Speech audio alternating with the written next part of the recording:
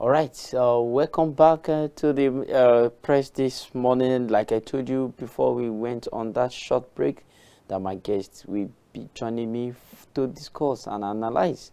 Let's have a review of what the newspaper reported. And I have in the studio this morning a political affair analyst, Ismaila Babatunde. Welcome to the press this morning, sir. Thank you, Nigerian. Thank you. It's a pleasure having you again. Right, let's go straight and see what the President Tinubu has assured petroleum workers that Nigerian refineries will resume operations while pledging to fix inherited infrastructure and ensure that facilities become productive and profitable. He also defended his administration economic policy, highlighting regular salary payment and funding for major road projects. Nupeng urged government to end worker casualization and rehabilitate petroleum depots.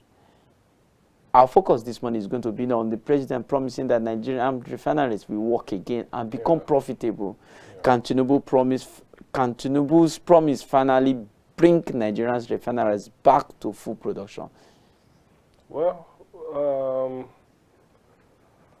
I just want to believe that based on what he has said, based on his commitment to Nigerians and what he has said recently, is that there is one interesting part that he said that really boosts my confidence on what he said, that the fact that the refinery is emitting smoke and an engine is running does not mean that the refinery is actually working. That he wants to see the refinery to be profitable and also give the value of the expectation that they are having. So what this means is, I want to believe that he clearly understands that the refinery is in a dilapidated state. And he also made mention of there is a holistic workaround structure that they are putting in place. So I want to believe that whatever the structure is, it should deliver on what he said. Nigerians are eagerly waiting because we actually want to see that the prices of this petroleum product, there is a downward review of it, because we don't want to keep paying more. And I just want to believe that the administration of our dear Mr. President will be able to deliver. You are so optimistic about this. You are so optimistic that our refinery will work. Because in the past, during the Buhari era, what they said is we are going to ensure that our refinery is working. But yet, for 8 years, they couldn't do that. For 8 years, even Jonathan era, at the end of the day, we couldn't see this refinery coming to function. But a lot of billions have been spent on this refinery. For me, I just think, don't you think that they should just sell off the scrap of that refinery and just build a new one completely? Okay. Instead of rehabilitating every year, we just keep on hearing it's going to work, rehabilitate, new work, and all that. Yeah, I think, you see, on what Mr. President has said, I'm still following it keenly. Let us see the framework that is coming up with it. So if it's going to be on privatization, that we make the refinery to deliver on the value that it should give to us Nigerians, we'll see what the outcome will be. It's not necessary. There are several. The thing is, there are several, because in the past administration, they've been budgeting billions of naira. In fact, no, but what I'm saying is that it's not necessary we should privatize it. Government can still run it, no, if they put in but they should just remove the old ions and all that, whatever they call refinery there. I won't lie to you. I won't lie to you. For me, I don't really believe government should have a direct day-to-day running of activities on these refineries. I believe it should be privatized. Why government will have a stake in it? So government should do more of the regulatory framework for it. That is my own personal opinion. Well, that is what we've been told. So, but we've seen other countries. But day in, day out, you know, they keep on wanting to run it by themselves. But yet, it's not giving out the best value of what it should give out. So then, what is the essence of it? So I think the best way for me, as looking the way Nigerian ideology is better for us to just privatize the refinery, and the government should have a stake. So they should take a minority stake. No. There can still be a majority stake, but the running day-to-day affairs of this refinery should not be handled by even if they have majority stake, don't you think that there will still be political considerations and all that? The thing is, you know, there will be private investment that will come on board, and those private investors will not see their investments, even though 10%, even though it is 2% that they invested. Do you know that 2% is something that is about billions of naira for that 2%? So they won't want to see their money just being jeopardized. They will make sure that, yes, they do a proper accounting, a proper budgeting, and ensure that that refinery keeps working so that they would be able to make more money. That's just what I see in that. But do you believe as Nigerian, because I know you're optimistic about that refinery working, do you still believe that Nigeria will have the impact, feel the impact of the revival of the refineries when it starts? No, definitely Nigeria will be able to feel the impact of do you think that they will actually do this? If it's I believe so. If it's done, I believe so, because there are some, there is this back and forth with the private refinery, which Dangote is doing with our modular refineries, energy, Nupeng, truck drivers striking, this crude for Naira, all of those things. I think we'll be able to have a stable and have a competition, because when we have an healthy economy, when there is competition, you say your own. At the end of the day, it will drive the product and services down. So there won't be hyperinflation in some of the, because when you inflate in Mr. A, Mr. B will sell cheaper, and people naturally will go for what is cheaper and affordable. Do you fall for that kind of line of argument? Because what if these people create a cartel that they decide whatever they're going to sell it? You see, I don't think there will be any form of cartel, because the cartel has already been, I believe it has already been disbanded, because when that is what, there's no, the cartel cannot be sustainable anymore. Not in this kind of settings where they now license a private refinery. We have license for modular refineries. There is no way, because you cannot come if Mr. A is doing an output or something. You can't come and tell him or dictate to him that let's form and let's do it this way. Even if they stay on that agreement, before you know it, that agreement will be jeopardized. So I don't think it's something that will work just the way I'm seeing it presently now. I don't think it's going to work. Okay. Can rehabilitated refineries and depot reduce Nigerian dependence on imported fuel? Yes, I want to believe so, because already we have a private refinery that a lot of major midstream and downstream are getting their product from. But he is not. So, he's not getting his product, his own primary that's the crude oil. Yeah, crude oil. He's not getting it from Nigeria. He's importing them. No, he's not getting all. Nigeria is not cannot give him the maximum. Why not? We are producing 1.something billion. Yeah, we may be producing, but that, like, if you could remember what they said, that the previous administration has borrowed some amount of loan, which they use our crude oil production as a collateral for it, which means that whatever we are producing, we are paying back that loan through the crude oil. So that is one of the reasons why we could not provide Dangote with the maximum crude oil capacity that he is being requested for.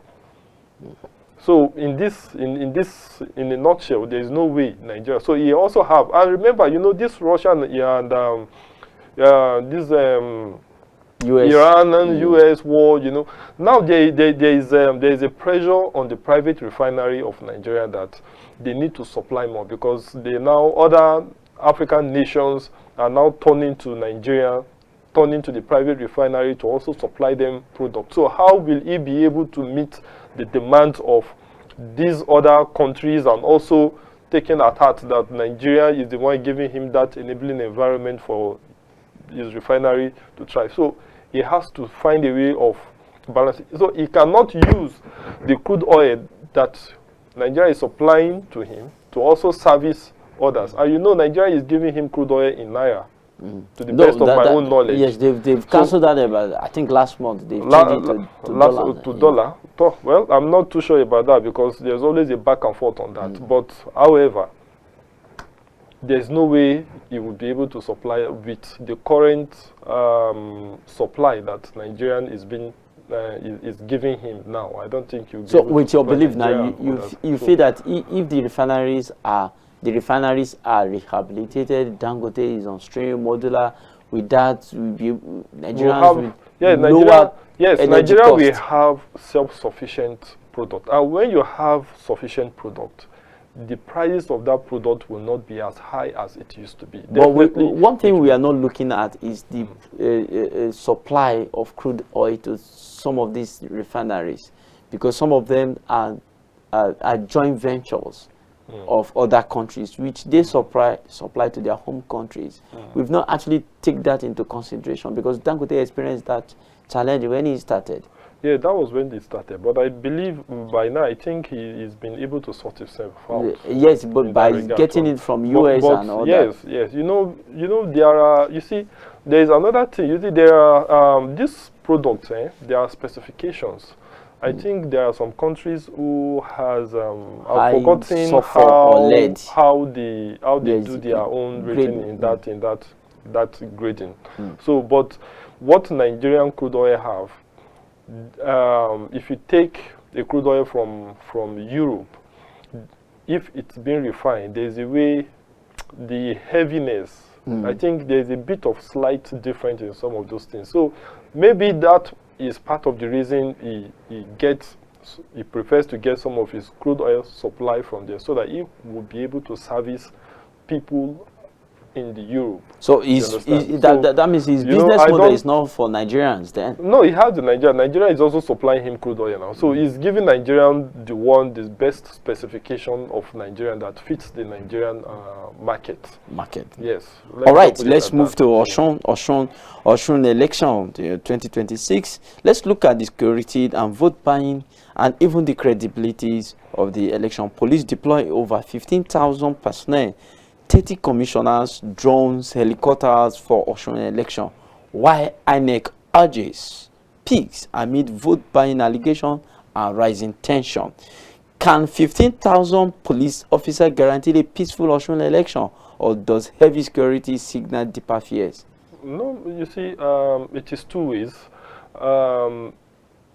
When we have heavy security, it gives voters confidence and assure them that they are alive and they don't have to have any fear or whatsoever. But at the same time, in another point of view, it's also something that can create a bit of a scare and panic as well too. But either way, it depends on how the police force are able to discharge their duty professionally. There's a way you can hold the firearms and it will lead to fear and scare. And there's a way you do it professionally, and people will have confidence in the conduct. So, however, police is not the only security agent that will be present at the poll. So there are other sisters agencies that will also complement the effort of the Nigerian police. So by and large, I want to hope that we have a free, fair and credible election in Oyo State as INEC has promised. Osun State. In Osun State as INEC has promised. But we need this number of security personnel. You see, sometimes we need to sit down and look at our own environment. is very tense now because we are trying to solve the issue of insecurity permanently. So we cannot take the lives of any Nigerians for granted by just making them vulnerable. So security must be present. I support the fact that heavy security presence should be deployed in Osun State for this forthcoming election. And for the issue of vote buying and vote selling, it's all about the orientation of the voters in Osun State. Because, you see, politicians will always find a way of how they can get the number out to their own favors. So it is left for the electorate to sit down and like, no, this is not what I want. I want to look at the manifesto. What are you bringing on board? What do you do their checks and balances before they would. Definitely. Why I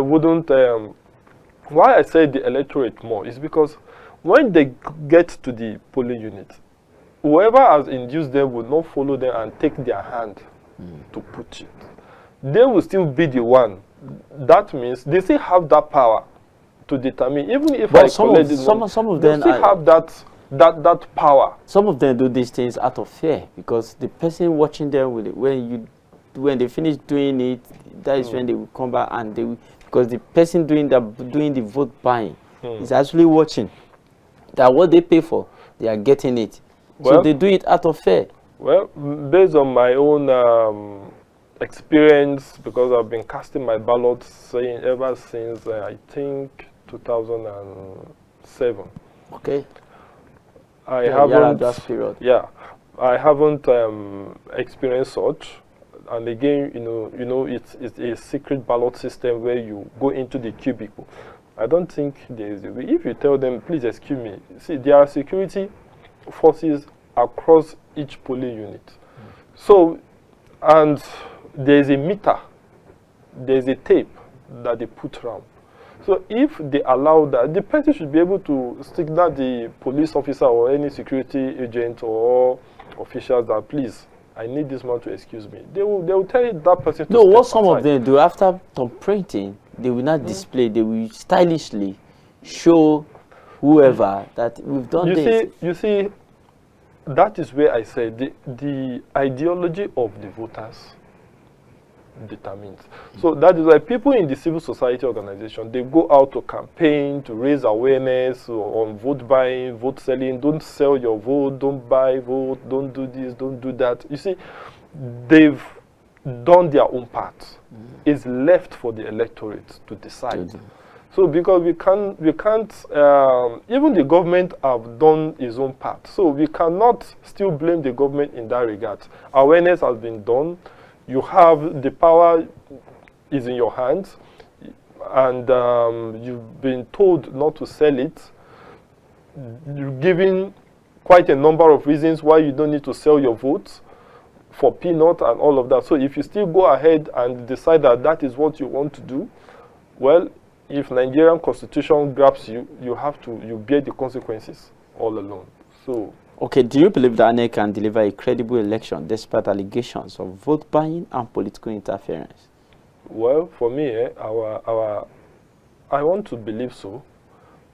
Our election is still, our democracy is still evolving for me. So, in as much as we want perfections, irrespective, for it to be credible, INEC has implemented the suggested, the beavers, the accreditation, the upload of election results to the IREV. All of these mechanisms is to checkmate. There are layers to checkmate so that the overall voting process will come out credible and transparently. So that is why it will be difficult for me to just accuse them directly that it won't be, because they've already done something. But remember, we as a human nature, politicians will always find a way to see how they can create a way out of no way. You understand? No, but Osun State, Osun State governor is saying that the Ebonyi, I think yes, Ebonyi resident electoral commissioner should leave Osun State. And with that kind of allegation, do you think that this INEC deliver credible? One of the questions I will ask is, the Ebonyi rec, is he an INEC staff? Is he being appointed for him to be in Osun State? Or is it been, because they said the Ebonyi State, it might be that the maybe he just came INEC to observe or do something. Maybe observe, because, you know, for example, if there is election in Kenya, which I know, there are some Nigerian delegation that will go to Kenya to observe that election. Yes. They go there to observe. That does not mean that they are going there to dictate or to influence anything. You know, we have this cross-continental learning process, so that maybe, I don't know, but maybe he was there deliberately for on-site observation, or he was there to also assist the INEC staff that are there. I think he's coming to assist because he's an INEC. Yes, he's a resident electoral commissioner. Yes. So I believe hence there is no conduction of election in their own state. Maybe they have the liberty to still go to the state that is having an election to observe or to get their best experience to see how they can salvage a lot of situations that may go foul. But the thing is, irrespective of all of this, it's still for the betterment of our democratic system. Yeah. All right, same in Osun. Let's go to security matter in Osun. Osun election faces rising for violence. You know, during the week, we heard about 35 deaths reported. Yaga group urges neutrality and restraint, while INEC deploys 15 recs, prepare BVAS system, and confirms 1.9 million PVCs collected. But we are hearing issue of death killings in Osun. Even as at yesterday, the news broke out. Nephew to Wole Oke's, the campaign DG of the APC candidate, was killed and all that. Yesterday, we also saw a video of some people that came from Lagos shooting in Osun. And with all that, do you think that we still need all this kind of violent approach to election? Actually, for me, we really don't need it. So I don't know why they are still using violence. So why is Osun so? Well, I don't know. You see,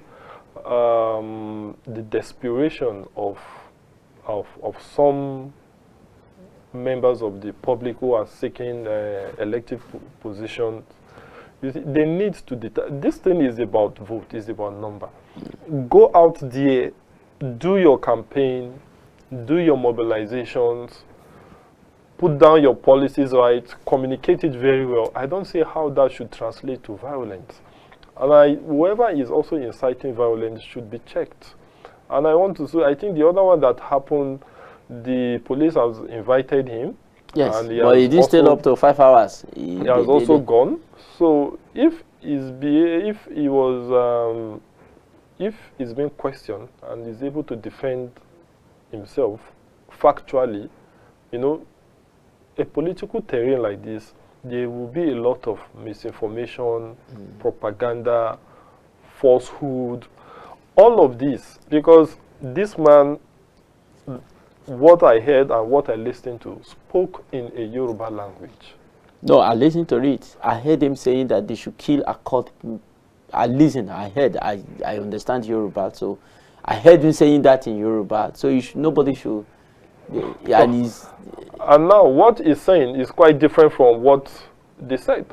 No, because what he is saying is that he did not deny the fact that he did not say kill Akot. He said they should kill Akot with their vote. No, he didn't say in the video. You know, I am just saying what. No, that should be like his response based on the question that they ask. But irrespective of this, is a senior political figure. It shouldn't, is a careless statement that I see that it shouldn't have even made in the first place, because we should refrain from statements that will brings about questioning, or some kind of statement that will, that can lead to, that can incite violence. You know, also as an elder statesman, also as a senator, such kind of statement shouldn't even be coming out from him in the first place. But be that as it may, I believe the law enforcement agents, they are at the rightful place to take their cause, do their investigation. If found guilty, the law is there to penalize him. Okay. So now, for us to, if violence erupts despite the massive security deployment, who should we hold responsible? The governor, the people, or the security agents? that is why the security are there to protect lives and property, gather intelligence. It shouldn't even happen in the first place. In the first place. It shouldn't even happen. So it shouldn't be something that after effect then they start. No, it should not even happen. They should try as much as possible. They've gotten their intelligence report. There's report of pre-election violence. So they should be able to mount their security apparatus across the news and codings of Osun State and ensure that, get their intelligence factly, and ensure that no violence occur. That is my own stance. It shouldn't even occur in the first place. We shouldn't. That shouldn't happen at all. That shouldn't happen at all. All right. Let's go to about, I know you just mentioned it a little bit in while talking about Osun politics. Let's look at the incitement and elections. Not only Osun now. I want us to go deeper now. 2027 is coming. 2027 general election is coming, and we've started hearing of incitement. One in Kano over Muslim ticket, and infidel or no infidel, and the one in Osun again, kill, whether killed by vote, at least there was kill in the whole thing. Yeah. But former Chief of Defense Staff Lucky Rabo urges police to arrest and prosecute individuals making inflammatory statements, specifically calling for action against Senator Fadaunsi and the clerics Sonny Jingil and Ahmed Gumi. Should police arrest politicians and clerics accused of making inflammatory statements, in your own view? Yes, I think they should be invited for questioning. Police should do their investigation. If they found their comments inciting, they should be prosecuted. Because there shouldn't be hide and seek here. The law should spell it out. When you incite violence, you should be held responsible for it, irrespective of your status in the society. But sometimes some of these incitement we talk about, you understand, we have to be very careful, because sometimes they might be quoted out of context. They will just pick one particular section of what he was saying without looking at from the beginning of the message. And yeah, you see, that is why the other time when I said what the other Killer said, he said he should kill them with votes, according to his own statement. His response, yes. You see, when I said that they should be invited for questioning, and if found guilty, they should be prosecuted. I did not say it's not that they should be prosecuted immediately. No. There will be an investigation, there will be questioning, there will be fact-finding. What actually is the context of what he or she has said. Based on that, they have their mechanism of rating it. If it is found inciting, then it should be followed suit by prosecution. Okay, so so they have their mechanism of doing that. Yeah. So how do we draw the line between free speech and hate speech? I think it's something that was debated at the National Assembly, and part of the bill, if I could remember, is I think they were still working on it. I'm not too sure what that bill, if it was finally passed into law or not, but when a comment is insightful, it should have a fine. It should have. There was a law. I've forgotten. There was a law regarding that, but I can't really. I think that was under President Muhammad Buhari. Yes. Yes, I think. Yes, because then I think there it's was social media bill or something. Yes, still under. It also came out still under the social media bill. Social media bill. You understand? But what for me, what I just know, if you make a statement, and it is because we are not holding these people to account. When they do something, you hold them. You even invited them for questioning itself alone tells a lot, and it sends a wrong signal that everyone should be careful based on what he will be uttering from his mouth to the public space. So everyone needs to be careful, because when you utter a statement that is insightful, that is can lead to crisis, you will be held responsible for that crisis, and you will face the law. Okay, in the case of Oshuna or General, do you think some of these things are just political talk, or do you think that some of these words they are using can actually, incite people to do the violence, like what we had in 2011? See, it's possible. Some of these words is very powerful. Look at what happened in Rwanda. Yeah. It's something that led to genocide. And we have to take it to. That is when I think, if I could recall, that was when they established, the Nigerian Broadcasting Corporation, NBC to code, ensure that we don't have such replica in Nigeria. And since after then, I think they've been doing a lot, because I could see there are some stations, even radio and TV, that they sanction some TVs for that. So I believe work is in progress in that regard as well too. So it is left for we, the citizen, to adhere strictly to precautions, for us not to incite violence, for us not to use derogatory statements, for us to be civil in whatever we do and respect each other. So it is our own call, because the law, I believe the law is already there. If you say something, you will be called for questioning, and if found guilty, you will be penalized. All right. It's as simple as that. Yes, it's still on what you are talking about. Is Nigeria doing enough to stop hate speech before it turns to violence?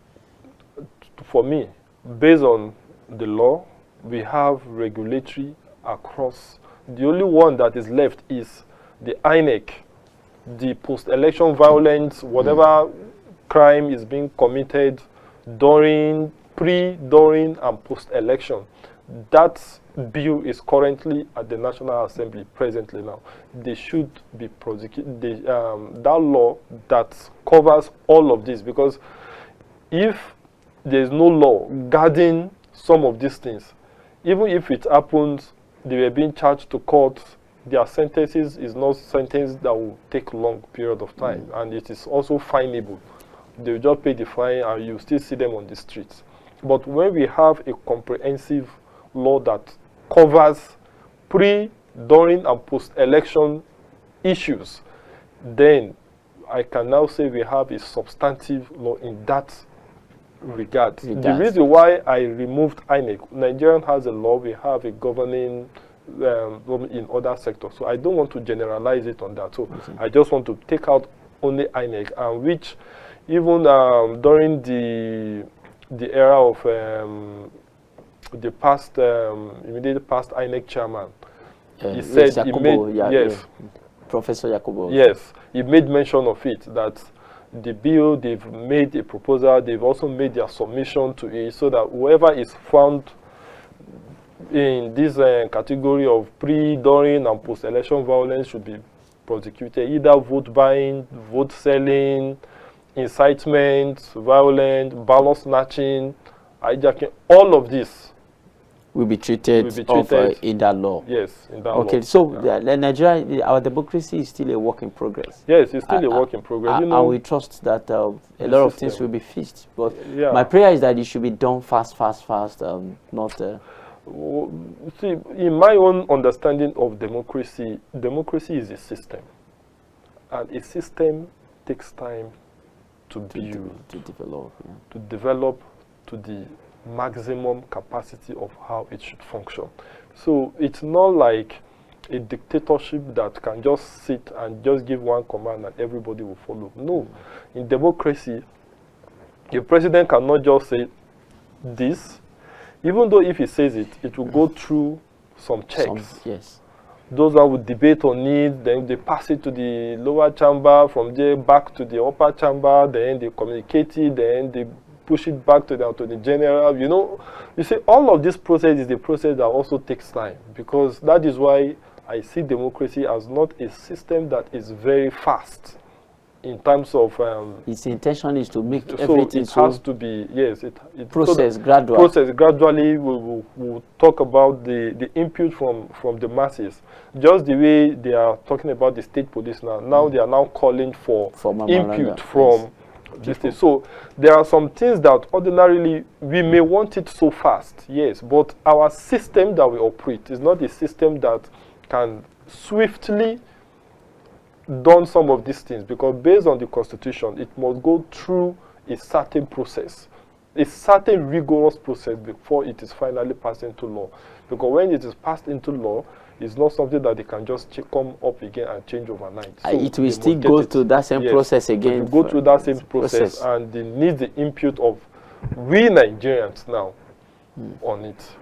All right, let's move to 2027 election. Yes, about the presidential running mate, the Governor Seyi Makinde has picked former DSS Director General Lawa Musa Daura as his running mate for 2027 presidential election under the APM. He also urged opposition parties to form alliances and present Nigerians with a credible alternative. My question now is Seyi Makinde now, can he serve as a credible alternative when it comes to 2027 general election? Well, for me, all oppositions are there. Everybody is playing his own card. Okay. So whoever do his primary assignment, canvass his vote, talk to people, communicate effectively, and if the overall Nigerian believes in that person, that is who they will vote for, and majority carries the vote. So I wouldn't want to say if he's a credible candidate. In fact, all Nigeria is a credible candidate. Everyone that just come out and say Nigeria, you are credible. Yeah, I want to believe you are credible, as long as the law of competent jurisdiction did not pronounce you that you are a criminal or you are being bad.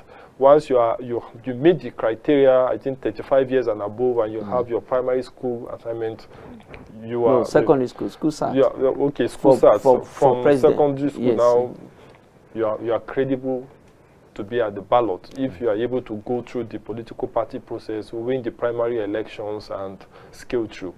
So, for me, everyone is credible, but who wins the race, Nigeria will decide by 2027.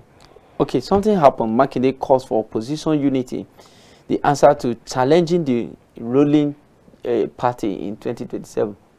Do you think that this call can actually, these opposition parties, ADC, NDC, and other APM will come together to actually put a run for their money, give APC a run for their money? You see, the truth of the matter is I'm not really seeing a formidable force so far. But then, the ones that are present too, they are not a force that one can also overlook.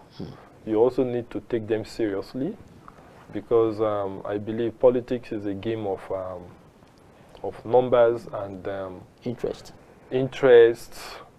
If they have the common interest among the vying political aspirants, that's true, and they feel that one will not be greedy or selfish to another, and they can actually sacrifice their ambition for another one to, well, that is left for them. But they still have also a ruling party to contend with. Each one of them all of them have their strategy of how they want to win the election, how they communicate to their voters, whoever wants to do. All I know is it should be peaceful, it should be credible. Whatever strategy they are adopting should not include violence. We should preach peace, unity, because if there is violence and violence erupt and everything happens, what would they govern? So it is important for them to take note that peace should be priority. Politics, I see it during contests like this. A contest is something that there must be a winner, and there must be those that and there will be another one that will have to try again. I don't want to call them a loser. Because it's not a loser. They will have to try again another time, because somebody who did not win today may also win tomorrow. So it's a contest. I don't see anything loser there. Just that if you did not emerge winner, because if you even check, I can't say somebody is a loser, because you will see one person that will vote for that person. Sure. So it means that you won for that person. Yes. So I shouldn't. So I like that. All I know is, okay, you didn't emerge the overall winner, but then you will try again. Yeah. Yes. You won for those people that actually voted for you. Now, do you think that Makinde Daura's ticket can actually convince Nigeria? Well, you see, Maman Daura for me is not a very popular because personality within the political space. His job has always been to be to be at the background. Well, if they play their card well, this is not the first time we are having unpopular vice president aspirants, and they eventually win. So if they play their cards well and they happen to convince Nigeria convincingly and Nigeria vote for them, I wish them the best of luck. Right. But for me, they have the main ruling party to contend with, and you know, it's a game of number. Everybody with his own strategy. They have their own ways of doing things. So whatever it comes, Nigeria will be the one to decide in 2027. All right. Lastly, on this particular topic, it is are Nigeria ready to vote based on economic performance, security, and jobs, not political promises? Do you think Nigerians are ready to now? Yeah. Do you think we are ready for that based on the performance of economy? We look at the economy, it's okay. You look at the security, you say okay. Look at the number of jobs created. So okay, yeah, I think the Mr. President has done well, but not just on promises. I will. We've been hearing that since 1999. Yeah. Well, I would say some sections of Nigerians are people who are very learned and exposed. So they would be able to determine how they want to cast their ballots. The majority of Nigerians are not that exposed and learned. So that is where the thing is the statistics. I don't have the statistics to determine that. But the number of the literacy level. But the literacy level based on there are some people who are not literate, but yet they understand, they know their rights. Actually. So irrespective of that, I believe considerable number will vote based on the the impact that they feel and what they see in terms of how the economy, the security, the job creation has affected them. Why there are some that even at the ballot, there are some that it's easy. The word is easy to say, but when you get to the field, it's a different ball game. Yes, because before APC came, they promised a lot of things, but when they got there, a lot of things changed. They realized that. You see, a lot of when you get to the field, game changes. There's a game pattern. You see, I see politics like something that you cannot see. No matter how you want to study it. You can't finish, because each time, each scenario has its own different pattern, different metrics. What you use in 2007 may be outdated to what you use now. You know, all of those things. Based on the variables. By the time you can see somebody now, You discuss with him, are you going to sell your vote? He will swear to God that you won't sell his vote. But at the end of the day, you see, later you hear me say, Omo, if they give me 20K or more, Baba, na them. So, that's true. So all of that also plays a key role. So that is why it's difficult for one to just say majority will vote on economy. How many Nigeria has that level of what is economy, what is macroeconomy, what is microeconomy, how will macroeconomy affect their microeconomy and all of that. So that will now later translate to job creations and all of this, which the present administration are telling us now, because they are building infrastructure that will enable the microeconomy to thrive, whereby creating job opportunities, employment, enabling environment for entrepreneurs to thrive and all of that. So a lot of people, majority don't really understand some of this concept of basic economics. So I wouldn't blame them to an extent, but then let's see how it unfolds. All right, yeah. Lastly, this morning on the press, let's go look at the job crisis. Why are millions struggling to survive in Nigeria? You know, because we can see nearly half of Nigerian households suffer job losses, business closures, and employment difficulties. With the Southeast hardest hit, most Nigerians would consider relocating, while digital skills emerge as preferred training. Now, the issue is this: nearly the 45.3% of households experienced an employment-related economic shock in the past years. The Southeast recorded the highest hardship at 66.5%. 79.1% of Nigerians will either definitely relocate to or consider moving to another region for better job opportunities. Low wages, lack of skills, poor infrastructure, insecurity, and limited access to capital remain major barriers to employment. Young Nigerians increasingly looking towards digital skills and technology as pathways to employment. You know, insecurity is also one of the things that has been made. So to you now, with 79.1% of Nigerians willing to relocate to a better opportunity, is Nigeria facing a growing brain drain or labor migration crisis? For me, I would say labor migration crisis. And then, the better they understand that we are in the generation now whereby there is opportunities for job. There are jobs opportunity if they could position themselves into that space. You see, the way our education system operates, like you go to school, you study this, then no, it's no more like that. Nigeria needs to understand that the job scope has changed. It's no more go to school. You need to have a digital skill. Mostly a digital skill. You need to have some level of technological skill. Let me even use that, because if you study accounting, you need to go and learn an accounting softwares. Yeah. If you do engineering, depending on the nature of the engineering that you do, there is always a technology that is embedded in that your field.